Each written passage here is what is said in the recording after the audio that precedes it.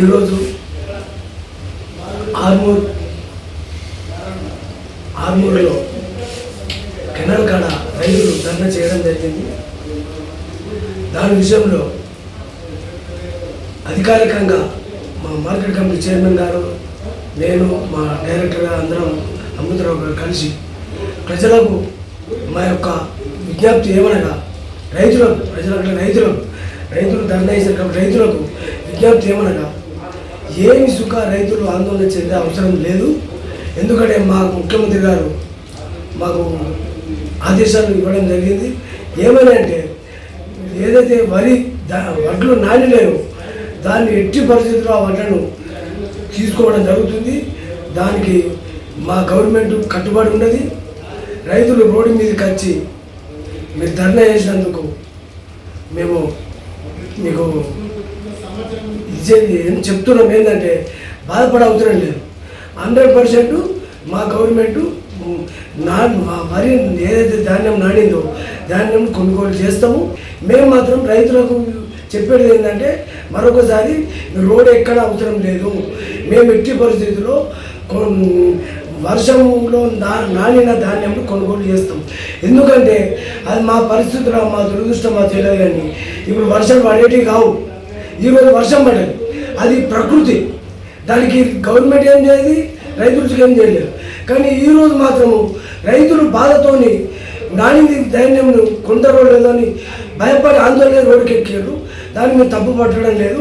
100% నానిన ధాన్యాన్ని మేము గవర్నమెంట్ డబ్బులు కట్టిస్తాము. అలాగే ఇప్పుడు గతంలో గవర్నమెంట్ మీకు కొనుగోలు చేసిన తర్వాత నెల దాకా రాకపోవు డబ్బులు.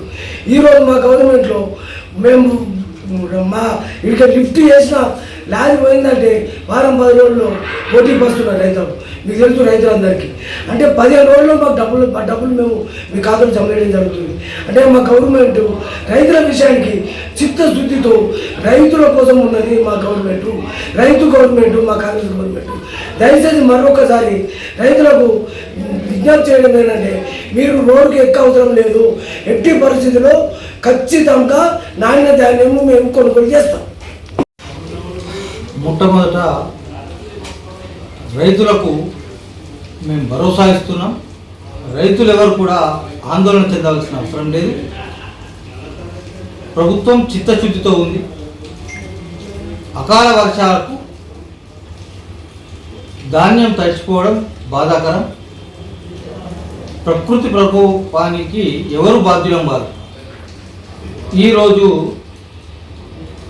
ఈరోజు గత 2 రోజుల నుంచి కురుస్తున్నటువంటి వర్షాలు, తుఫాన్ ప్రభావితం వల్ల మన దగ్గర వర్షాలు పడుతూ ఉన్నాయి. అయినప్పటికీ మా ప్రభుత్వం మార్కెట్ కమిటీల ద్వారా, సొసైటీల ద్వారా ఏదైతే రైతులకు అకాల వర్షాలకు ధాన్యాన్ని కాపాడుకోవడం టార్పాలిన్లు ఎప్పటికప్పుడు వాళ్లకు అందుబాటులో ఉంచినాం. ఈరోజు ప్రతిపక్షాలు ఏదైతే ధర్నాలు చేసినాయో అర్థం లేని ధర్నాలు.